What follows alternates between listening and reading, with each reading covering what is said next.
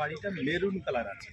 আর আপনি যখন ওইখানে যাবেন তো রাস্তা থেকে সিঁড়ির ধাপ আছে, যদি গিয়ে থাকেন তাহলে সিঁড়ির ধাপ আছে আপনার। এখানে কিন্তু প্লেন আছে। এই বাড়িটার নাম হচ্ছে শান্তি নিকেতন।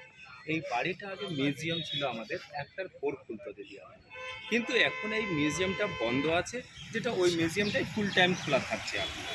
মহর্ষি দেবেন্দ্রনাথ ঠাকুর 1 টাকা দিয়ে জায়গা কেনার পর প্রথম বাড়িটা বানিয়েছিলেন, এটা 1862 সালে আপনার। 1863 সালে বাড়িটা কমপ্লিট হয়েছে। এই বাড়িতে রবীন্দ্রনাথ ঠাকুর 12 বছর বয়সে আগে এসেছিলেন। আগে তো রবীন্দ্রনাথ ঠাকুর আসে নাই, সেই সময় তো রবীন্দ্রনাথ ঠাকুর জন্ম হয়েছে 1861 সালে আপনার। ঠিক আছে, তো এই বাড়িটা হচ্ছে এখানকার মধ্যে সব থেকে প্রথম বাড়ি আপনার। এই যে পুরো এরিয়াটা দেখাবো, আগে পুরো জঙ্গলে ভর্তি ছিল আপনার। মানে এটা হচ্ছে ডান দিকে যে মাঠটা দেখছেন, পুরনো মেলার মাঠ। আগে কিন্তু আমাদের মেলা এখানেই বসতো, কিন্তু এখন আর এখানে মেলাটা বসে না। তার কারণ হচ্ছে মাঠটা ছোট পড়ে গেছে আপনার। ঠিক আছে,